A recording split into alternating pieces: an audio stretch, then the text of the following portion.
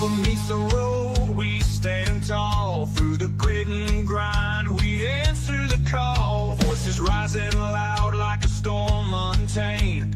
This is where the difference gets its name. Get in the truck, ride the wave of the sound. The 99%, we're breaking new ground.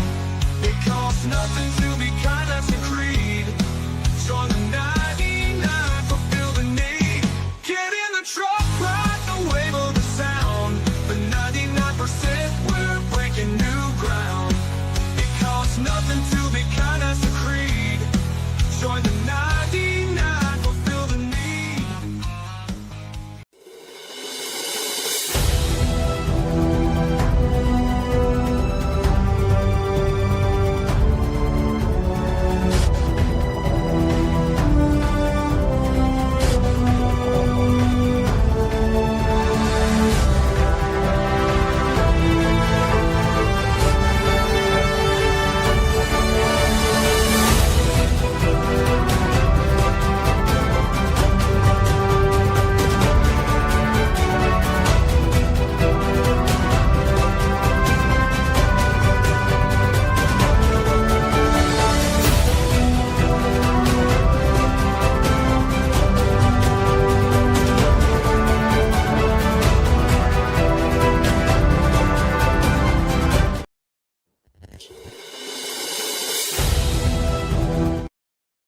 Hey, welcome everybody to Sideshow with the 99% Radio Network.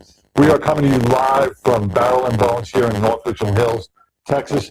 I want to introduce, we are doing a special broadcast today for Heroes in the Sky to honor our veterans and our first responders who have lost the battle to post-traumatic stress disorder. I want to welcome James Collins and Jeremy Bryant, President and Vice President of Heroes in the Sky. Welcome, guys.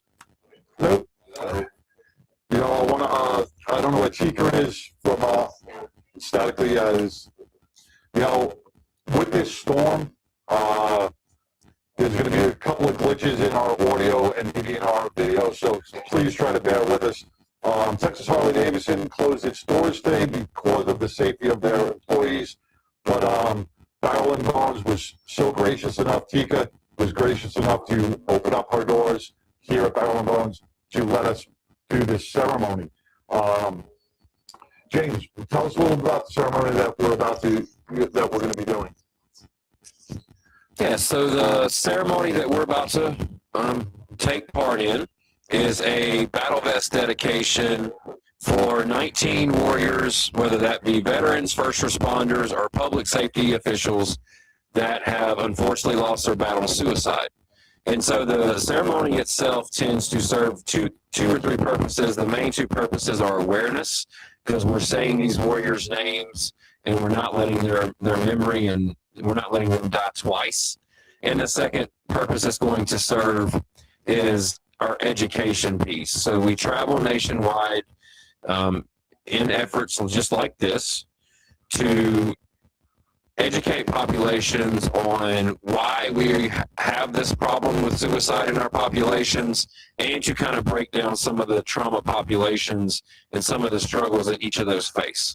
And so just to bring awareness and prevention and education to our suicide epidemic so we can, one, lower the suicide rates in the families, because what we've learned is once families lose a warrior to suicide, they become, their risk become elevated to also suffer the same fate. And so we try to use that for prevention and lower their rates as well. So yeah, this is a memorial vest that we are dedicating to Texas Harley-Davidson in Bedford. We're excited that it's going to be in their showroom, and we're excited. You know, I'd be remiss to say the 99% Radio Network is so proud to be able to be part of this event. And it would not be possible if it wasn't for our sponsor, Glenn Lawson and the Biker Wolfpack, who really made this possible for the 99 to be able to donate this vest as well. You know, we adapt and overcome. You know, Mother Nature hasn't been the greatest for us this week, actually. But we did it. We have a great crowd out here. I don't know if you can see it on the other camera. We have a great crowd supporting our veterans and our first responders. And in the current climate that is going on across our nation, we have to back our veterans and our first responders. They need our support more than ever these days. So please, please, please make sure you support our veterans and our first responders. Hey, pass the mic. All right. Good afternoon and welcome. At this time, I would like everyone to take a moment of silence to honor our beloved co-founder, D'Angelo Shaw, our hero in the sky. His presence is still felt by the very battle vest he wore. He was taken from us way too soon. May we lift up his children and his loved ones. Heroes in the Sky Foundation presents Battle Vest 2208, presented to Texas Harley-Davidson here in Bedford, Texas. We'd like to give a big thank you to John, aka Sideshow, Patricia Mayo, and the entire team at the 99% Radio Network for your support to make Battle Vest 2208 a reality. We'd also like to give a big thank you to Tika Allen, the general manager of Barrel and Bones, and the staff for hosting today's event. And also a big thank you to the ownership group at Texas Harley-Davidson here in Bedford, Texas, for housing Battle Vest 22 in the great state of Texas in their showroom. We'd also like to give a big thank you to all distinguished guests, friends, and families of our fallen warriors that are in attendance today. We have, representing Specialist Gabriel Ramirez, we have Ruth Pikowski and her daughter Gabby. Also, for representing Sergeant Brian Russell, we have John Salerno. And representing DoD civilian Tom Sokolowski, Patrick Bestie.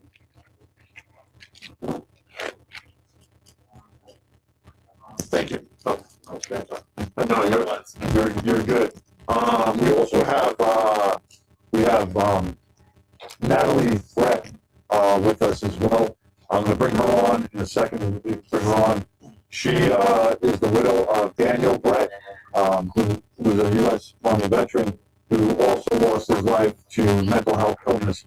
Let me bring on Natalie now. Natalie, welcome to 99% Radio Network and Heroes in the Sky. Hey guys. How are you? I'm doing okay. It stinks the weather was bad, so I couldn't make it in. I didn't want to take the chance. That's okay. You're here via video, and that's all that matters. Can you hear me? Yeah, barely. Oh, okay. Well, just let all our listeners know briefly, because I know how hard this is, your story and Daniel's story. Yeah, so my name is Natalie Brett. I am the widow of Daniel Brett. He served almost 10 years in the United States Army as a military police officer. I am also with an organization for veterans suicide called Green Star Families of America, and we help families of the fallen veterans.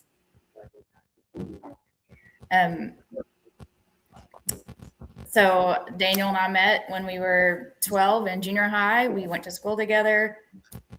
We went through life. We ended up reconnecting in our 30s after he got back from his last deployment to Korea. And we met, fell in love, and got married, and everything was great. And he had some stress that he was dealing with, and went to work one day and never came home.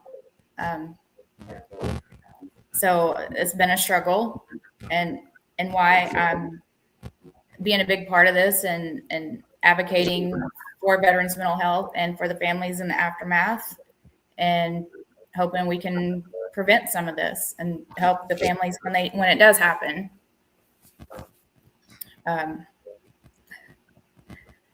Natalie, no one's ever truly prepared for the aftermath and the struggles that come along with it. And that's why it's so important that we have, we recognize the warning signs before they do happen. And between the Green Star Families and Heroes in the Sky, you guys are bringing education and, you're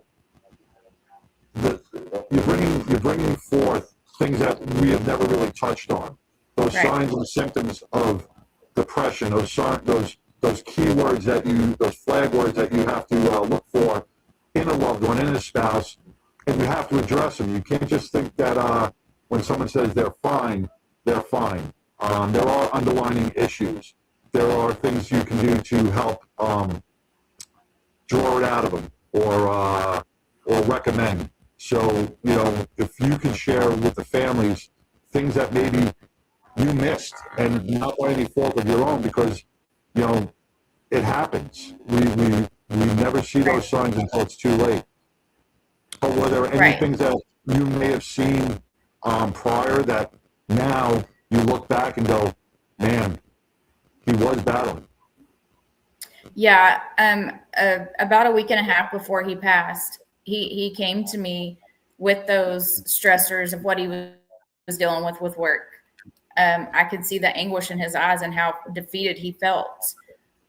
I did, as a wife, I felt I should have seen those signs right then and there, but I'm a fixer. I'm like, we can fix this. We're going to get through this. So we get through everything else that we've been through.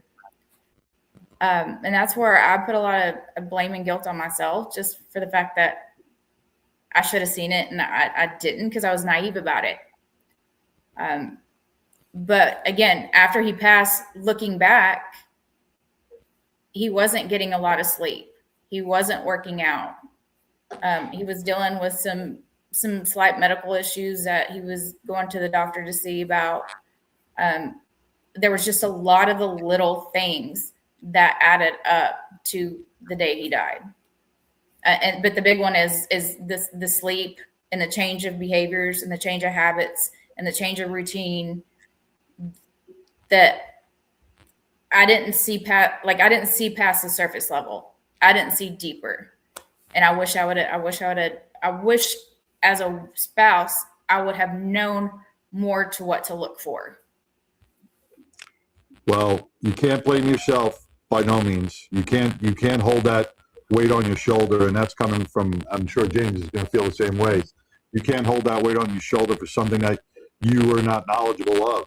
And that's why what you're doing now means so much to the spouses and the families that are out there, because you are bringing education to them so that this does not happen to another hero of ours. I thank you so much for sharing that story. Once again, I know how hard it is. Yeah, you're welcome. Well, we'll keep you in our prayers. I want to thank you for what you do for the Green Star family and for Heroes in the Sky. We have a nice crowd out here that's probably doing the same thing, keeping you in your prayers. So I appreciate it. It's always needed. God bless, and we are here for you. Remember, we got your six. Yeah, and thank all of you guys, James and Heroes of the Sky, and then John, you and the 99 Radio. Y'all have been such a big blessing to me and my support system when I haven't really had any. James is basically a big brother to me now at this point, and I come up to the station all the time with you guys and just to hang out if I need something to do or need a little extra support. So, I love you guys and I really appreciate y'all. Well, we love you too, Natalie. You stay warm.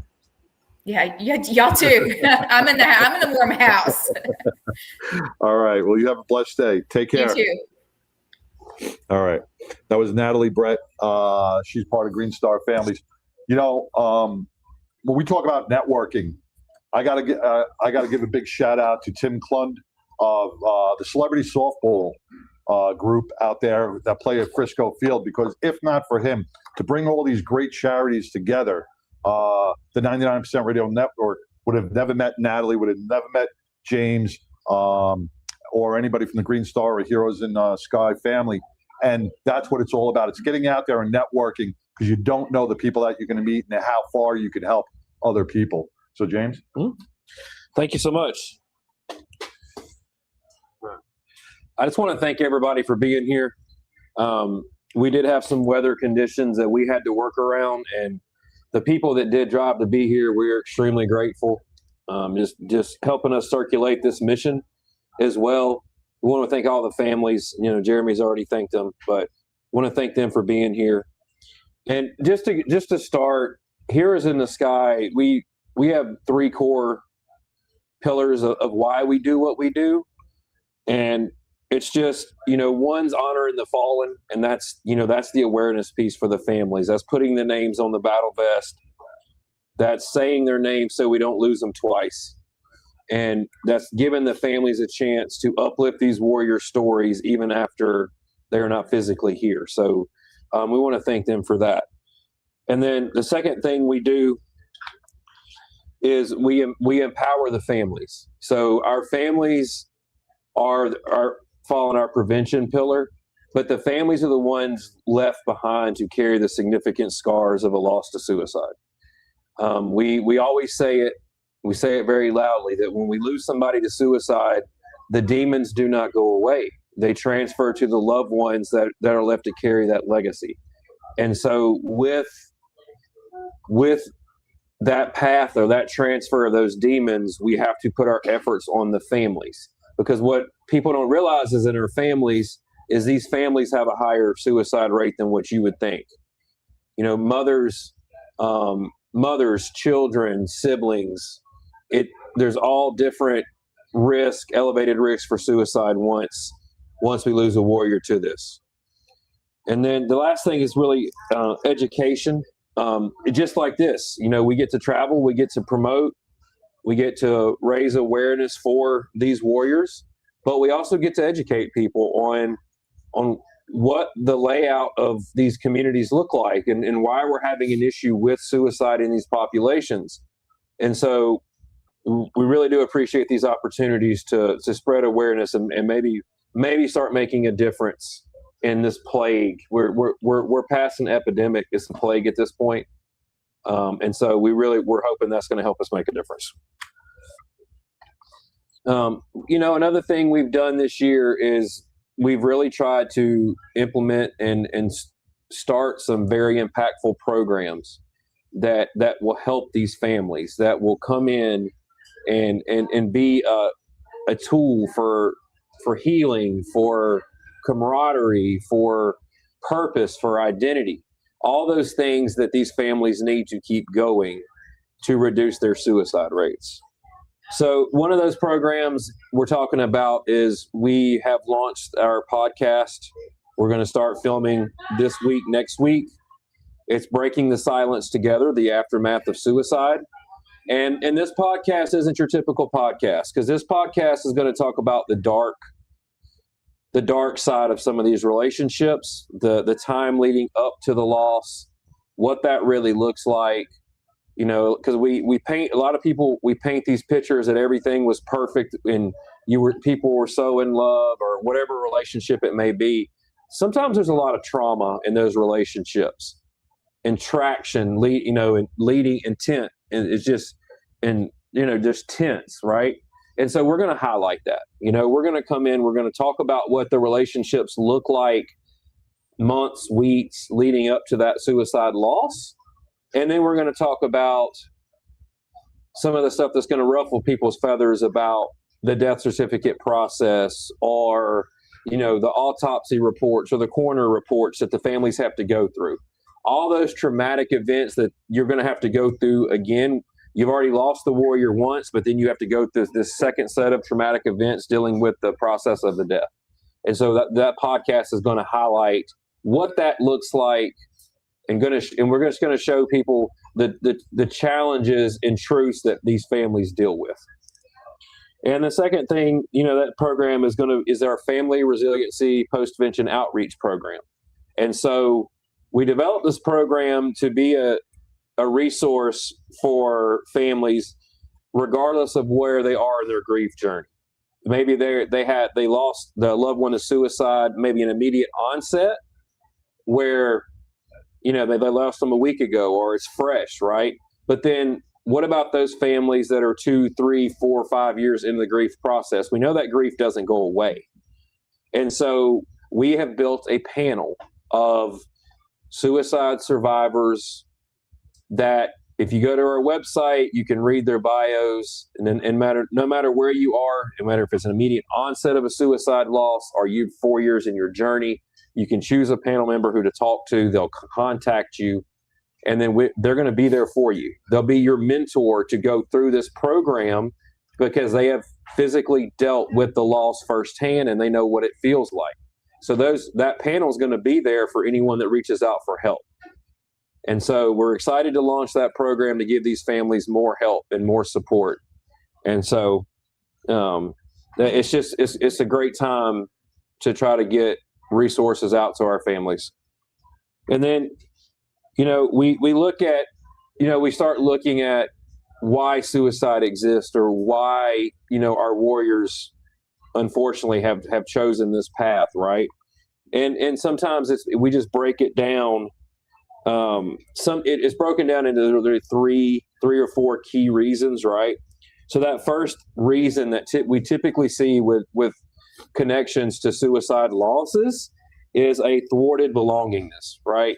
They just feel like they don't belong. They feel like they're, whatever purpose or whatever role they were feeling, they just feel like they don't belong here anymore. And then you have perceived burdensomeness, right? Where perceived burdensomeness is and the perceived is the key part here. Because in their minds, in your mind, you feel like you are a burden to everyone around you. And so you come up with this myth in your head that everyone would be better off without you. And so that typically what a lot of times pushes people over the edge. I don't share my story a lot because I really don't like taking I want to put the glory, not the glory, but the awareness to these warriors, right? But I too have been in those shoes. I too have been 25 seconds from death with my hand on a pistol, on a backpack, about to pull it out and kill myself. I've been there. I know what this feels like. And so that perceived burdensomeness is real. Like it's just a heavy emotional feeling that a lot of times pushes these warriors over the edge. And then the last one is like an increased capability for suicide, right?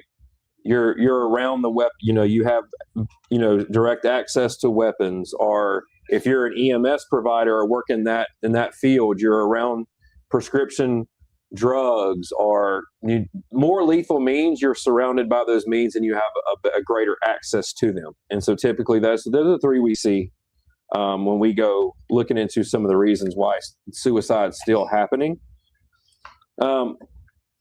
And then we, as an organization, like I said, we like to ruffle feathers, right? So we talk about the connection between the statistics we give and the statistics the VA gives. And people, and you could question that, like, why are you saying it's 44 a day when the VA says 22, right? And so there's significant limitations in how the VA collects their data and how they categorize what a veteran actually is. And so that's the reasons there's some disparities in between the numbers that are being reported by legit studies and what the VA is pushing out. And so for the VA, it's hard for them to even identify what a veteran even is in their system. It's because in their system, the only way the VA considers you a veteran is if you had a minimum of 180 days of consecutive service, an honorable discharge, or federal service or active orders at the time of your death. So what does that tell you? That means we're excluding a lot of people. So no wonder the VA's rates are underreported, because they don't even know they can't even define what a veteran is when they're doing these studies for numbers. So what does that definition exclude, right? The VA excludes Army, National Guard, and reservists. They don't count them as veterans in their stats. The VA excludes service members with other than honorable discharges or dishonorable discharges. They don't even count them as a veteran. So we lose one of them to suicide, the VA's not even counting it. And then we actually, and so as a veteran, as a result of that, these veteran suicide rates are very off. So there is a disparity between what we report and what the VA reports, because like I said, they can't even define what a veteran really is, and they're excluding populations that they should be looking at. So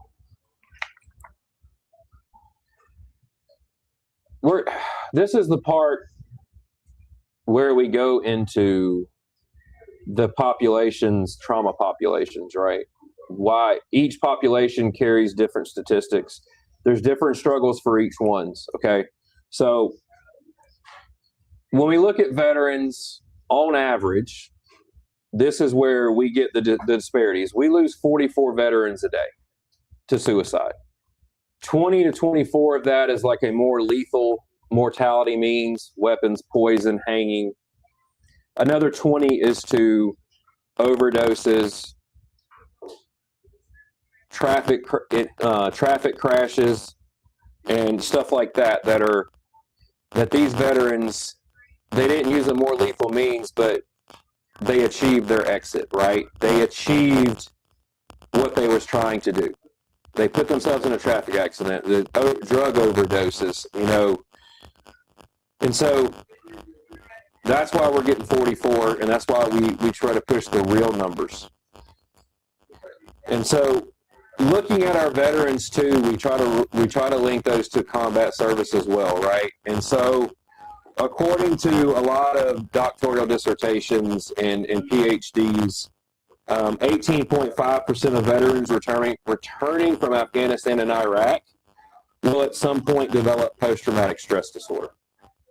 And of those 18.5%, they're 9.8 times more likely to commit suicide. So our veterans experience a 57.3 greater risk for suicide versus the general population, meaning that career field, you carry almost a 57% greater risk just by being a veteran.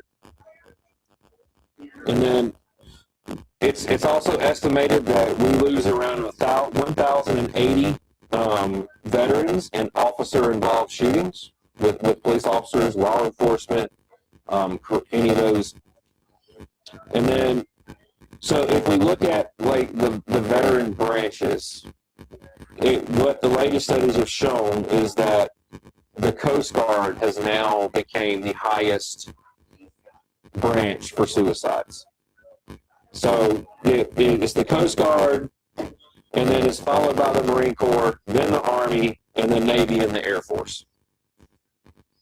And then we look at female veterans, right? Because we can't, there's a different set of challenges for female veterans.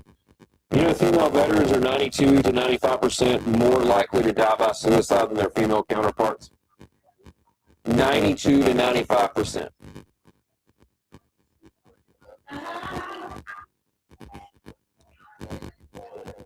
But and then we look at that with where the women veterans, their suicide rate is 144% higher with suicide by gun or than the counterparts. And then we look at when you look at female veterans and their suicide rate, how can you overlook the military sexual assault that is constantly plaguing the female populations?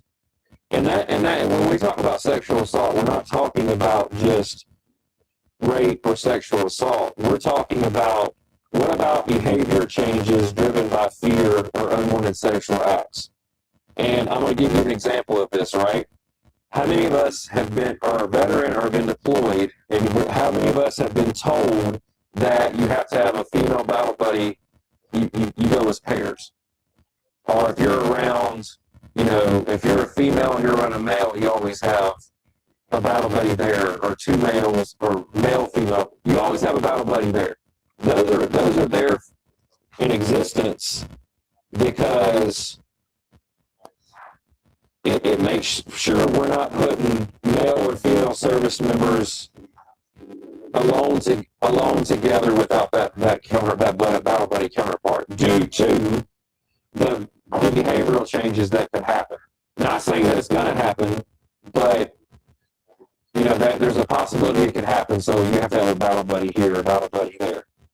And so, a lot of times, this military sexual assault, you're going to see the persistent fear of psychological harm, and then which that also contributes to long-term psychological impacts long after that female's taken that uniform off. And so the last thing I want to say about our veterans is that, so they say every suicide affects a minimum of 5 family members and 144 or 135 family, friends, battle buddies. So let's use the veteran rate alone. 44 veterans lost the day to suicide. Times the minimum of 5 family members, times the 135. So here's the staggering number. Every day, the veteran suicide alone will affect 29,700 people. That's a day.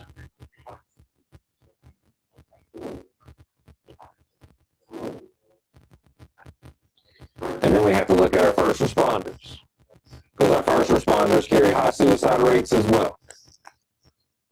They carry higher rates of suicidal ideation, suicide attempts, and completed suicides due to the constant exposure to trauma.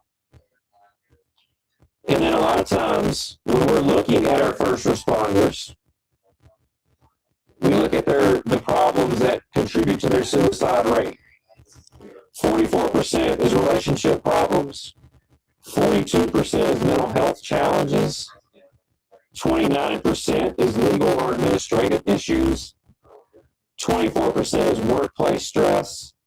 And then 12% is financial strain.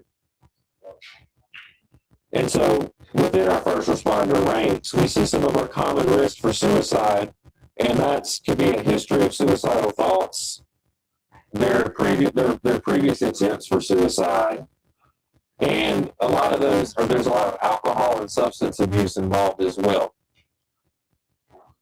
And it's important to note that many of our first responders have served in the military at some point. Now, I want to talk about the first responders. We broke down the veterans and explained the populations, but just bear with me for a little bit, because we need to look at the first responders as well. We can't exclude those populations. Our firefighters carry a 72% greater risk for suicide than any career field.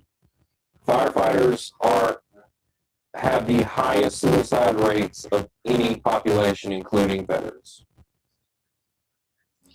Approximately 100 to 200 firefighters are lost every year to suicide. And then it's also estimated that approximately half of all firefighters have contemplated suicide at one point. Half of, whatever those numbers may be, but half is a lot. Firefighters also experience traumatic stress at higher rates. That can weigh on them, as they go in day to day with the stress and the vital job that they do for our communities. Firefighters carry heavier sleep disorders, heavier depression, heavier substance abuse, heavier post-traumatic stress disorders, and heavier suicidal ideations and actions. And then we look at law enforcement. No one talks about law enforcement, right? Well, law enforcement carry a 54% greater risk for suicide than the general public. Do you know we lose a law enforcement officer every 17 hours to suicide? How many people do that? They don't talk about it. It's taboo. You don't talk about it. You sweep it under the rug. Why is this, right? Well, a few factors. PTSD encounters with veterans heighten the emotional toll on our law enforcement officers. We just told you that, that around 1,080 veterans are involved in officer-involved shootings. So with that's a heavier trauma that those law enforcement have to carry. We lose almost 3 to 4 times as many officers to suicide than by vehicle accidents and felonious assault combined. We lose. So with our law enforcement officers, suicide is the 5th leading cause of death for retired or law enforcement officers or peace officers. And so we also have studies pointing that the smaller police departments carry the heaviest suicide rates, less support and whatever it may be, but the smaller police departments usually carry that rate. And then we get into the stigma of why law enforcement officers don't talk about their struggles. Why this problem exists, right? Well, it exists because did you know that an officer that dies by suicide is generally not buried with honor? They don't get the honor burials. You know that they are not permitted to be honored on the National Law Enforcement Memorial in D.C. They don't recognize them. And lastly, what we see in our law enforcement officers is the fear of adverse career consequences if you go to your chain of command and say you're having issues mentally.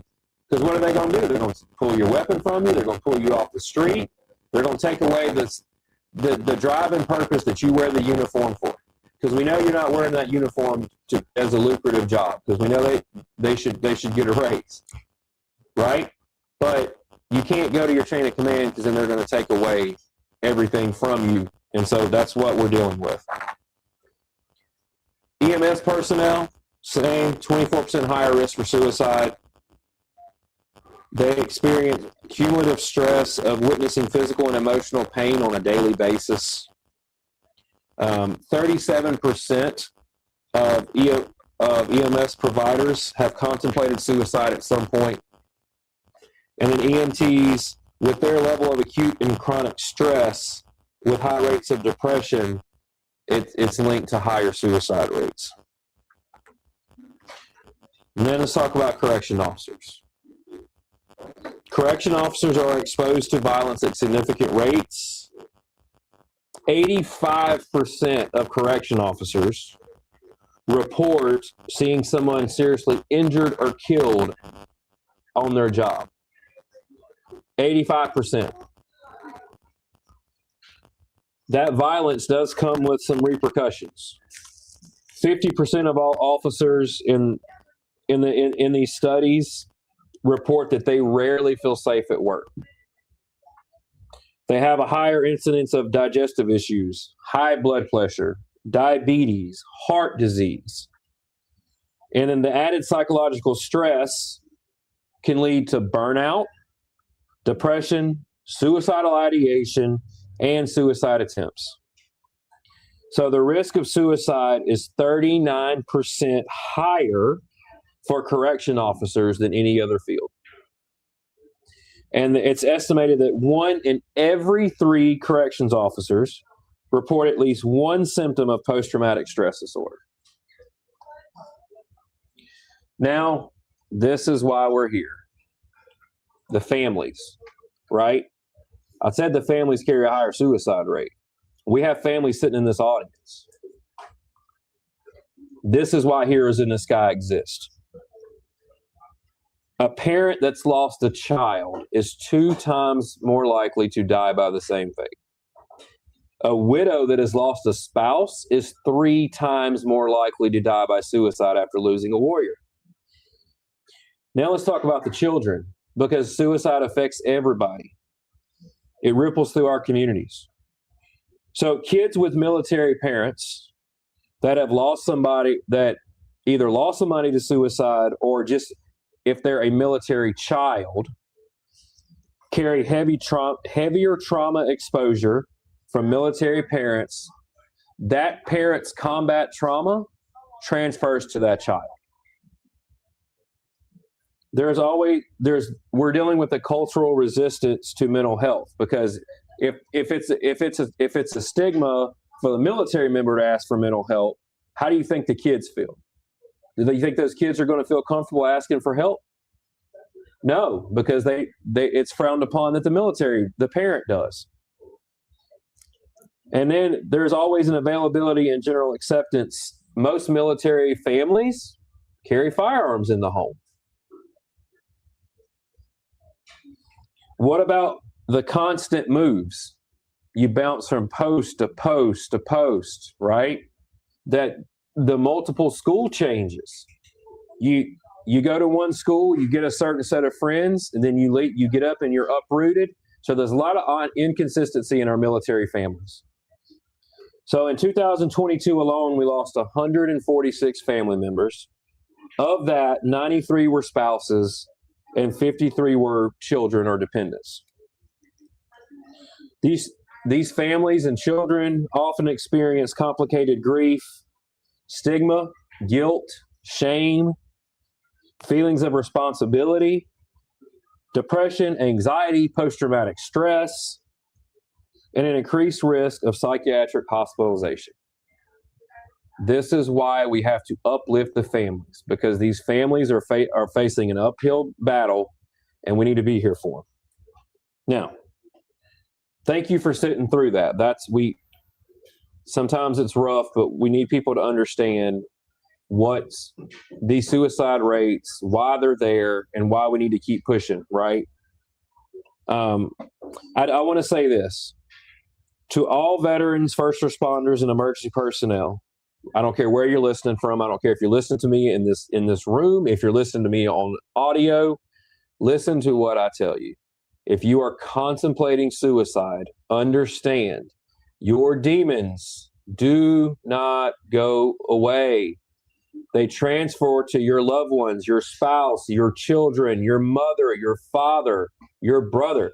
They are left to deal with your emotional scars once you are gone. So I need you to stay.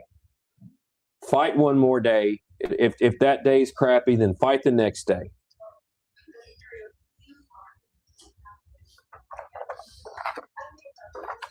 All right. So now we are going to present Battle Vest 22-08, and we're going to dedicate this battle vest to Micah Long, a representative of Texas Harley-Davidson right here in Bedford. In honor and remembrance, we recognize the service, sacrifice, and valor of the following warriors who have tragically lost their internal battles. May their names and memories forever rest upon Battle Vest 22-08, a lasting tribute to their courage and their dedication. Let this vest serve as a symbol of unity and safe place where our families can share their grief, their sadness, the love for these warriors. They can share camaraderie. They can share community support. So they are not forgotten. Their voices live on through us. We will now honor our Battle Vest 22-08 recipients, followed by a moment of reflection.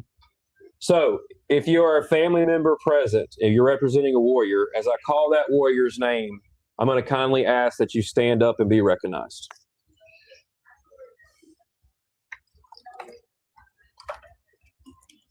Sergeant First Class John Todolina, United States Army. Sergeant First Class Mark Gulzion, United States Army. Sergeant Brian Russell, United States Army. Sergeant Chris Biggs, United States Army. Sergeant Daniel Brett, United States Army. Sergeant Jeremy Middlestat, United States Army. Sergeant Jimmy Thatcher, United States Army. Specialist Joshua Canawhite, United States Army. Specialist Gabriel Ramirez, United States Army. PFC Morgan Daly, United States Marine Corps. Private Brian Gonzalez, United States Army. Private Jesse Bartell, United States Army. District Attorney Shane Cannon. DoD Civilian Timothy Sokolowski. Rolette Police Department Officer Guy Helms. Rolette Police Department Officer Victoria Bailey. Garland Police Department Chris Carker. Senior Patrol Officer Michael Evans. Beaufort County Sheriff's Deputy Charlie Mataka. So, on behalf of Heroes in the Sky Foundation, we proudly present Battle Vest 2208 to Texas Harley Davidson. Thank you. On behalf of Texas Harley Davidson, we would just want to say thank you for choosing us as a final, permanent home for this vest, and we look forward to giving it its proper respect. So, thank you. Thank you so much.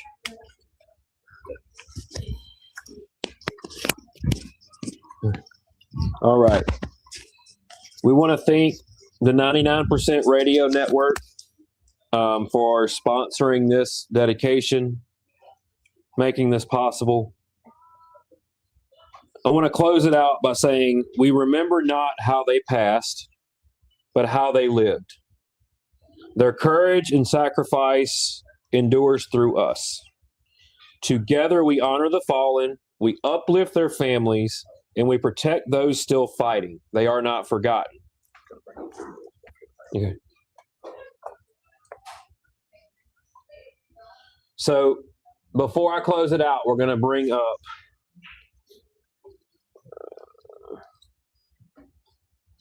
Gabriel Joseph. He is a veteran of the 82nd Airborne Division, and we're going to let him say a few words.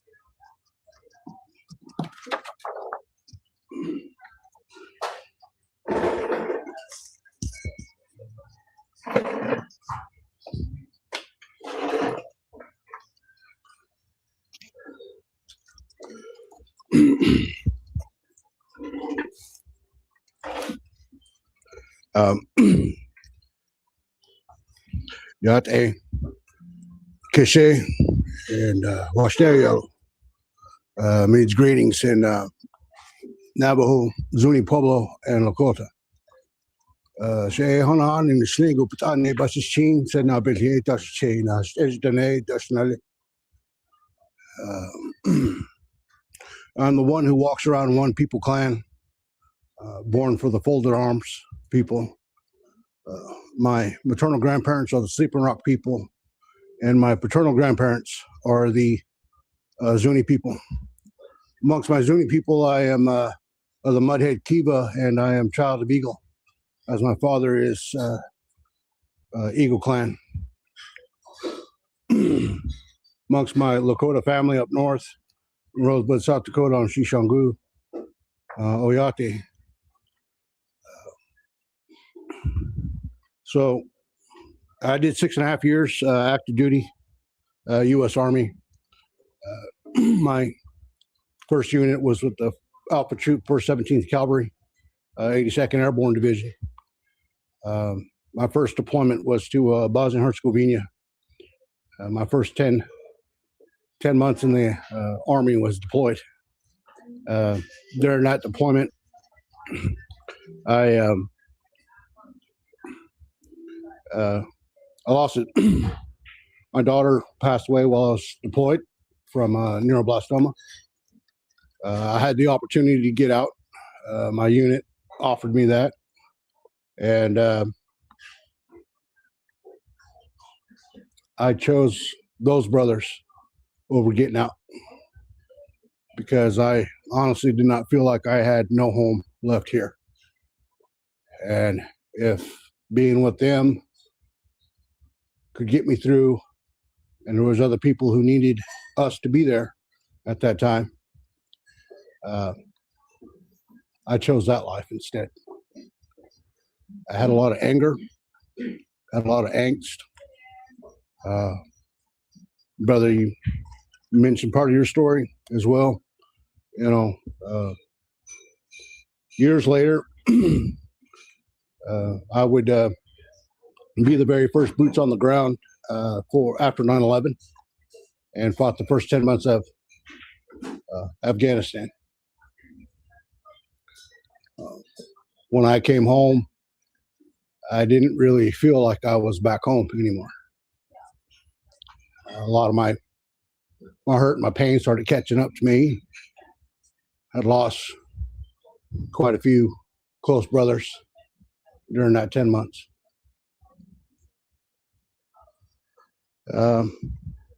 The loudness gets louder when the dark comes, And I actually went through the entire play out, literally pulling the trigger, but the round didn't go off.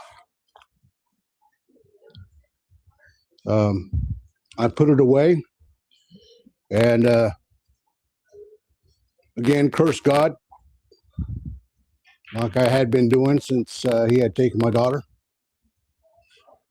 And went back to work. And when Iraq came around, I was asked if I would go, and I said yes. And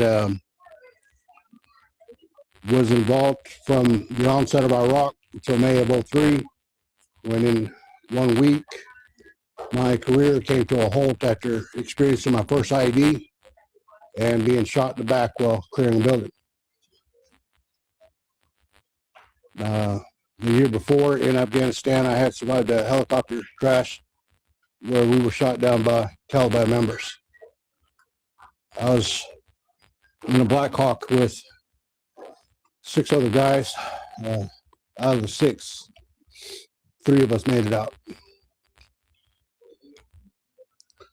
And again, after Iraq, I came home, and best way I can explain it is, if you've ever played sports or you were ever I had to take a seat out of something that you really loved, and told that you couldn't do anything else, while at the same time, the only family that you really knew is out there giving everything, and you're here, still alive. And again, I went through the entire motion, and again, the round didn't go off. Several weeks later, I would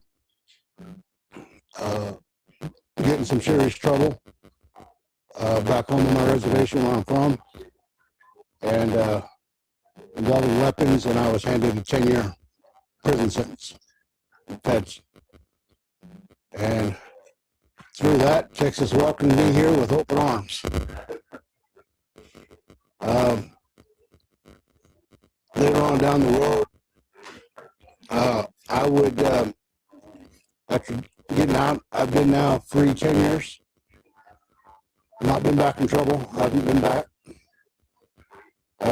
I was explaining to my wife before coming here that one of the hardest things that I had to face, that I had to deal with while in there, was in front of the prison was the U.S. flag. I could see it every day I went to the recreation house.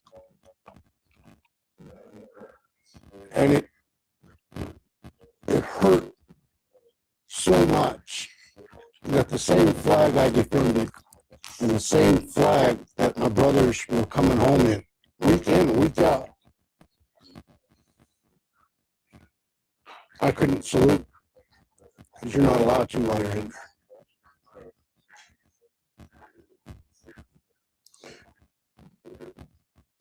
And through that time, finding out that several of my brothers that I held close to, that I held dear to my heart, after multiple deployments, took their own lives.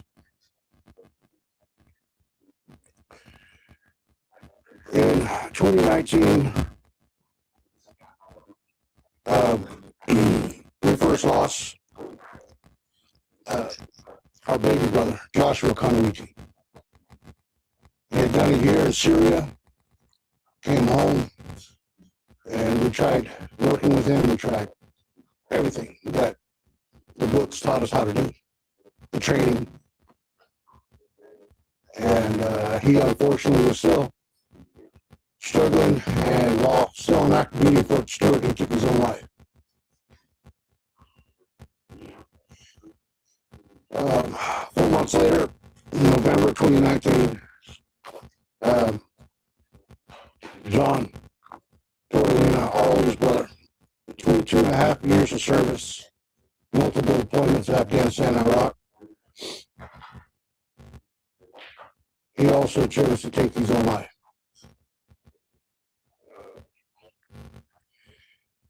You mentioned a lot of the different ways that a person will contemplate and follow through in the ways that they live in this world. John made himself homeless. He didn't have to. He had a home, actually. He had my home. He had our sister's home. He had a home.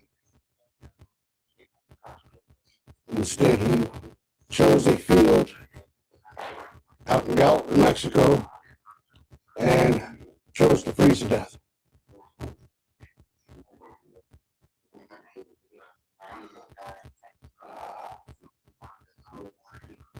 After losing him, I started doubting myself as to what the hell I was doing, raising all this awareness, doing all these classes in prevention, working with fellow brothers and sisters, if I couldn't even save my own breath.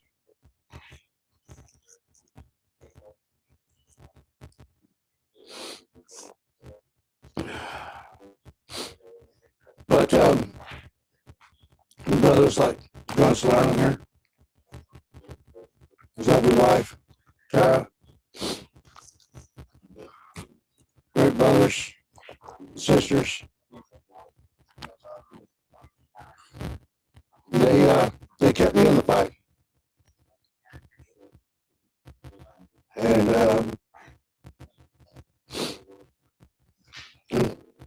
made a promise to my brothers. Still do, and I carry them in my rock every day. There's their flags.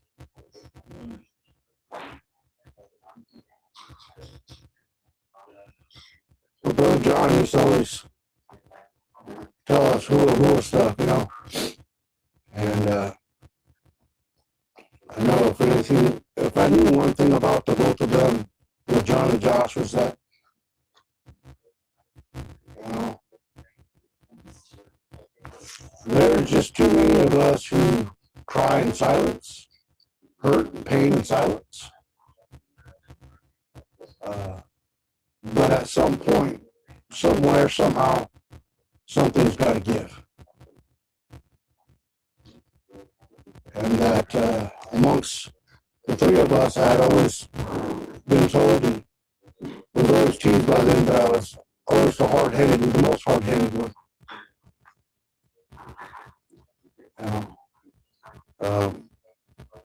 But yeah, now with my nonprofit organization, Recovery Ranger Corps, I wouldn't say so much I fight for the souls of our brothers and sisters struggling with alcohol or drug addiction, right? But rather I help my brothers make good friends with their demons by letting that demon know that you can't push me around no more. I'm not one to push around. And not just them, but their families too as well. You know, providing free mental health care, free treatment. And every chance I get, I walk for everyone. My brothers and my sisters who've taken their lives.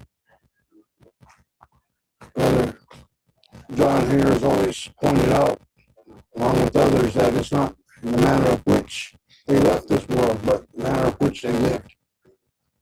They were all warriors, still warriors today in my book. It doesn't matter what Washington says or the bureaucrat bullcrap says about the 180 days or whether or not they were reservists or National Guard. They're the ones who did all the work. If they won't honor them, then I will.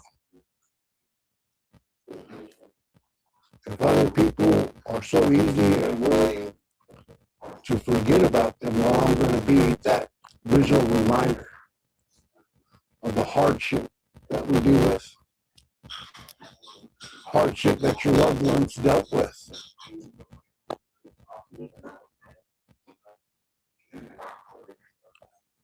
There's a lot of things that I wish I could have done different in my life. And sometimes I think that was true, if that was the case, then maybe I wouldn't be the person standing in front of people today. Or spending last night out in the field out by the bridge where we walk with a couple of veterans who are more hard-headed than I am. Get to a warming shelter. Nah, brother, we're good, man. Just bring us some propane. And all right, man. Well, you guys are gonna stay here and freeze. I'll be here with you. I remember part of my Ranger Creed. Never will I leave a fallen man behind. That's what keeps me moving one foot in front of the other. And I will not leave their families behind either. If no one can count on people up there in DC, I'm right here in DFW. I'm always around doing something somewhere with someone. So I want to thank you very much. I did 2.2 miles to honor you guys Thank you so much. for everything you did. Thank you. Thank you.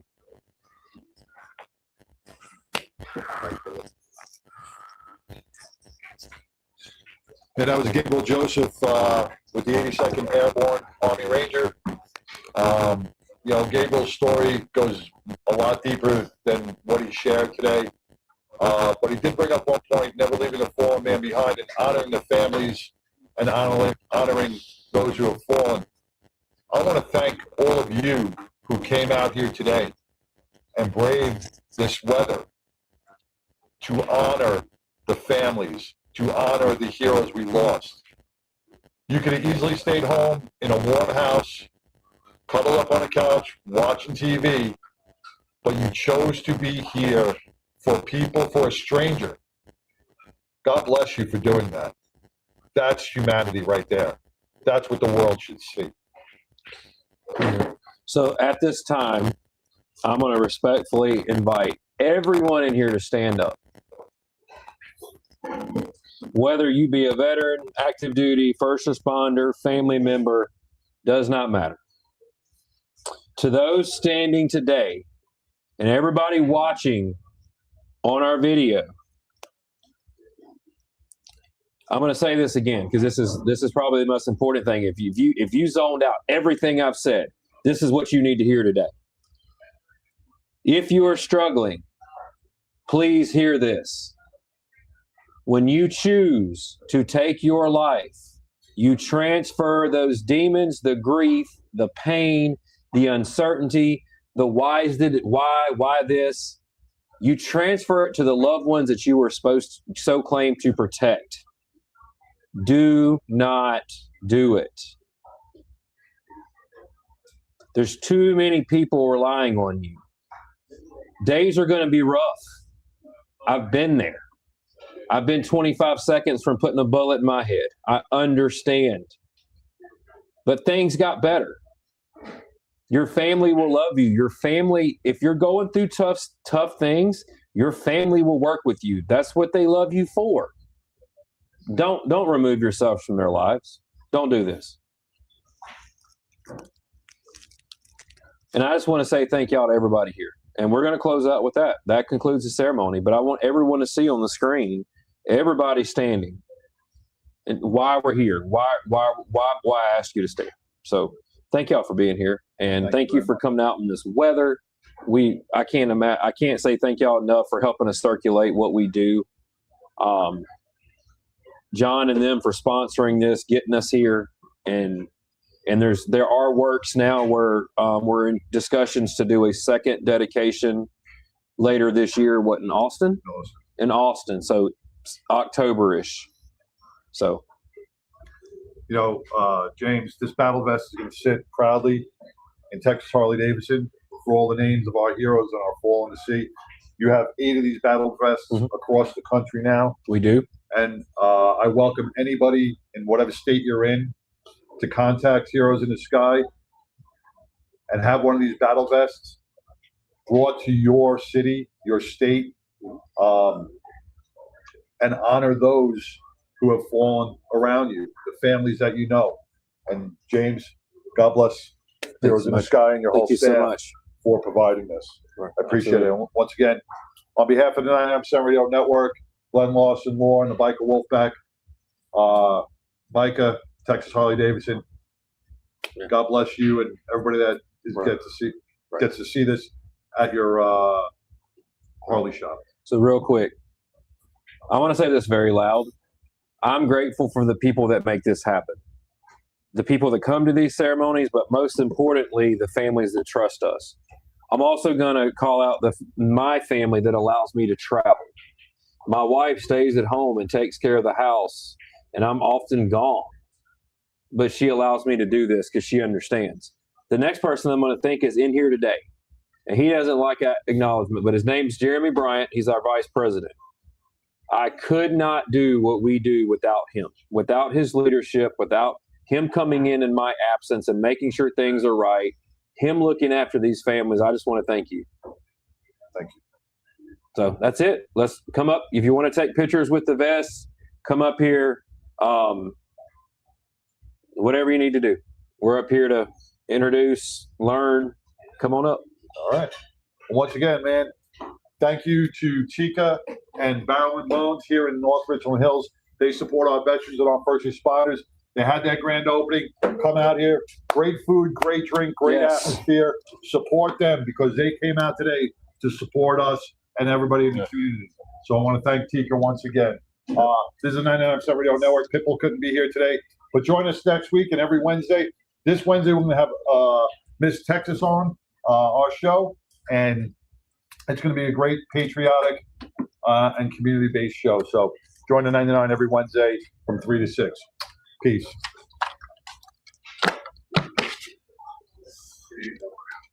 And we're out.